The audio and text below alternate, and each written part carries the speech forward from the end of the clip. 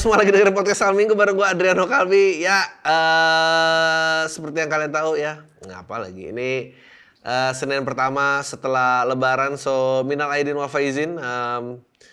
Semoga bisa survive menghadapi keluarga-keluarga kalian yang ingin kalian tinggalkan tapi tidak bisa itu. Tapi emang gue tuh selalu melihat kayak apa ya? Gue tiap Lebaran tuh ya, gue ngeliat keluarga gue dan kayak, kok kita bisa related ya gitu? Kok orang-orang selalu bilang katanya kalau adopsi anak gitu bingung ngasih taunya gimana, nanti ntar dia sedih loh. Gue sampai hari ini masih nunggu gue ada yang ngasih tau gue adopted karena kalau ada yang ngasih tau gue kayak, ya make sense ya kayaknya make sense. Make sense, banyak yang make sense selama ini. Karena emang udah beda banget dan gue udah nggak tahu lagi harus apa. Untungnya kayaknya karena gue nggak tahu apakah coba kalian komen apakah ada karena ini Lebaran terakhir sebelum Pilpres ya. Karena waktu 5 tahun yang lalu tuh Lebarannya deket sama pemilu kan dan itu percakapan tentang pemilu tuh kayak setan. Sekarang gue nggak tahu kayak gimana, mungkin karena kemarin ada gubernur yang keserimpet ngomong ya, jadi apakah bisa gitu. Wah tapi itu pasti dari yang nggak tahu ya, dia kan mestinya representasi yang liberal, apakah dia sekarang menjadi idolanya konservatif? Dan gue percaya memang lagi cari-cari suara itu gitu dan dia kayak makanya sekarang pergerakannya PDI mau koalisi kemana gitu, koalisinya pihak-pihak konservatif semua dan nggak tahu masih bakal diterima apa enggak gitu. Sementara yang tadinya mantan gubernur DKI yang dikira tokoh konservatif, sekarang lagi ya bebas dari tuntutannya, dia bisa melenggang kangkung lah. Gue rasa kalau dia sampai jadi presiden, itu berarti emang udah rezekinya dia. Karena dia nggak ngata-ngatain orang tuh kayak nembak-nembakin kakinya sendiri gitu, kayak saling tembak dan ya udah dia jalan aja gitu. Ya gitulah. Kemarin kalau ada yang merhatiin, waduh. Saya yang baru viral ini ya anjir. Meskipun gue sebetulnya nggak ngerti sih kenapa dan kenapa itu dikaitkan dengan sesuatu. Padahal kan ya, lu ya buat yang sering ngikutin tweet gue kan gue sering banget nih kayak no mention dan I don't know, it's just fun thing to do dan akhirnya gue kayak berapa kali nge-retweet berusaha menjelaskan gitu tapi kayak ya menjelaskan di tengah-tengah orang marah dong tidak ada gunanya dan ya udah but you know gua rasa sesekali perlu dilakukan demi menambah audiens baru dan mungkin membakar audiens yang suka sama gua tapi kayaknya alasan yang salah gitu, dia punya image lain tentang gua di panggung gitu. Itu ada loh yang kayak nge-DM gua kayak, "Bang, gue selama ini ngidolain lo, tapi kali ini lo offside bang." Ya ampun. Ya kayak ya nggak tahu gue kayak ngecewain gitu. Gue sih cuma kayak anjing, gue belum pernah sih handphone gue sepanas ini. Untungnya serangan-serangan ini semua terjadi di saat gue udah mau 40 ya. Jadi gue mental agak stabil gitu. Cuma anjing handphone gue panas banget nih, kapan berhentinya. Udah cuma itu doang. Gue tapi bisa kebayang kayak sekarang gue mengakui mental illness yang sering disebutkan Gen Z itu valid adanya. Karena kalau ini kejadian pada saat gue remaja, mau gila men. Mau gila banget, mau gila. That I think that's my kind of comedy. Jadi kalau lu nggak suka juga ya. Menurut gue Ricky Gervais bagus banget. Dia bilang, kan ditanya kenapa gue nggak boleh, misalnya kenapa gue jadi nggak boleh bercanda? Ya karena lu bercandanya di sosmed itu tuh public domain. Lah kalau emang lu nggak suka, lu move on aja. Apa ya sekarang informasi yang nggak ada di publik kata dia gitu.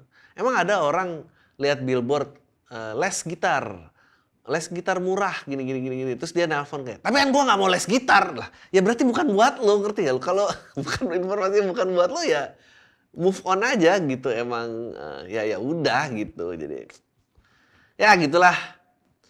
Semoga ya nggak tahu sih semoga apa.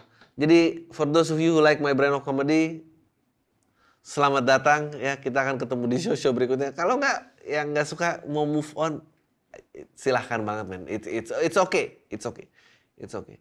Baterai gua aja nih boros. Tapi nggak ada yang mau membantu saya, semua komedian ikut kayak either dia nyelamatin atau kayak udah nih segini doang buat komika sepijo, babi lah semua emang anjing.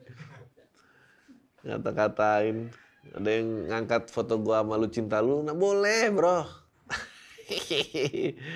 Oke, buat yang mudik semoga ini juga jadi teman perjalanan lo lah ya. Untuk kayak menemani tanggapan-tanggapan tante lo yang nyebelin atau om lo yang nyebelin, yang sok ngerti tentang hidup lo dan lo bisa ketawa-tawa sendiri. Ya udah dilewatin aja karena memang kayaknya om tante lo tuh menurut gua dia itu adalah perwakilan general public gitu. Emang bahasa-bahasanya cuma ngerti segitu doang, nggak mungkin ada pembicaraan lebih dalam daripada ini. Aneh nggak sih kalau tiba-tiba kalau om tante lu juga datang kayak, tapi memang mental illness itu isu yang serius. Nah kalau saya, ya Allah, sorry liat gue juga jijik lagi. gue kemarin baru cabut pen gue kayak ditanya, ini juga nih tweet gue yang salah bikin marah orang. Gue bilang, kok bisa ya orang dijenguk sering itu? Karena gue waktu pendaftaran gue bilang, Bapak mau dijenguk orang? Nggak usah ada mbak, nggak ada yang boleh naik ke ruangan saya. Gue gak kuat gue dijenguk orang karena gue harus ngulang-ngulang cerita. Itu ya yang marah sampai kayak, ya kalau emang cinta yang lo terima cuma sedikit, pantes masih bersyukur mas kalau ada yang mau jenguk. Ya Allah, kenapa dong anda semua ini kenapa? Ya ampun. Tapi apakah orang juga akan minta maaf setelah tahu dia salah? Gue beneran baru cabut pen dan gue baru 3 hari di rumah sakit. So ya susah lah gitu. Banyak kok ada orang-orang yang kayak ini apa namanya? Ya ini maksud tweet gue dong, nggak gue bilang gitu. Tapi gue yakin lu awalnya nggak maksud begitu lah. Lu tahu dari mana nyong? Tawa. Nah langsung let's get to the question. The news. Pria mengamuk di stasiun Manggarai dan Sudirman ditangkap setelah usai dijebak polisi. Oh, si orang-orang yang obses ini kan, si pria Yudo Andreawan. Gue pengen ngebahas ini, kemarin juga banyak yang ngetek gue.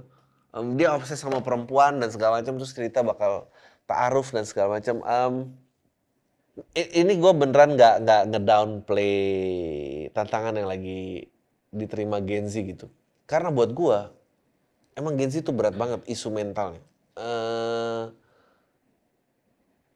Ini tuh kayak waham bahkan skitso kali ya. Dia punya obsesi yang serius. Tapi sebelum kita masuk ke, oke lah gue bukan ekspertis dan mungkin analisa penyakit mentalnya salah dan nggak apa-apa salah aja. Tapi maksud gue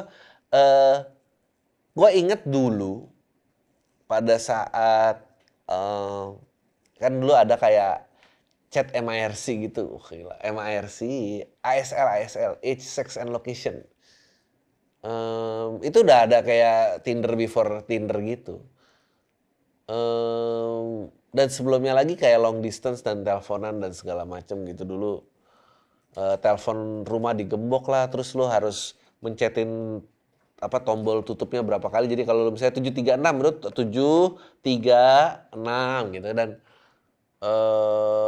biar bisa nggak bypass telepon yang dikunci dan itu kayak jadi sekarang lu cuma denger suaranya, lu isi yang lain dengan khayalan lu, fisiknya gimana, peringainya gimana dan apa dan semakin sedikit informasi yang lu dapet, sisanya tuh lu isi pakai daya khayal lu. Nah dulu waktu MIRC juga kayak gitu, oke cantik nih apa nih segala macam dan oh ternyata orangnya beda gitu apa gitu segala macam. Nah tapi itu kan dulu lu harus dial up, lu harus connect terhadap suatu tempat, diam dulu dan kalau lagi habis ya lu geser, lu istirahat terus pulsanya habis gitu atau kayak jatah koneksi lo habis gitu dan lu nggak ini. Dan sekarang tuh kan 24 jam ya gitu dan lu cuma ngeliatin sosial media orang berputar-putar dan lu menaruh asumsi lu bagaimana orang itu nyata gitu. Jadi kayak Nah, hayalan kita tuh jadi bermain. Nah, lalu akhirnya mengeluarkan anxiety bagaimana karena kita udah menghayal dia gimana, kita udah menghayal kalau dia ngerespon sama kita gimana dan kalau nggak sesuai dengan gimana dan obsesi dan segala macam. Nah, itu tuh harus dicari cara loh bahwa kenapa ilmu-ilmu kayak meditasi gitu cuma harus kembali ke nafas? Karena yang momental, yang pada momennya itu sebetulnya cuma napas lu. Sisanya abis dari ini itu semua cuma prediksi atau hayalan lo. Kayak misalnya gue nanti nih jam 1 gue mau makan. Nah, itu lo belum makan, tapi di otak lo udah informasi gue makan nih. Gue mau makan ini, gue menghayal dan trigger segala macam. Nah, lo bayangin trigger-trigger itu tentang seseorang yang apalagi ternyata lo juga nafsu, ternyata lo juga cinta. Itu gede banget sih dan gue ngeliat orang ini kasihan dan ada screenshot chat dia sama ibunya kan diomongin kayak anak kecil, kenapa ya lepas medication ya? Iya bu, apa gini-gini, kenapa nggak minum obat apa? Intinya adalah belajar membedakan mana realitas mana bukan, lalu olahraga yang banyak. Sisanya ya kayak kontrol gigi lah 6 bulan sekali cek your mental condition. Kalau nggak men, berat men, gue nggak kebayang. Gue aja kemarin diserbu itu kayak anjing goyang juga ini gitu dan kayak tapi ya udah gue tahu ya udah matiin handphone gue pergi kemana apa dan itu lewat. Kalau itu kejadian di saat gue umur 21 tahun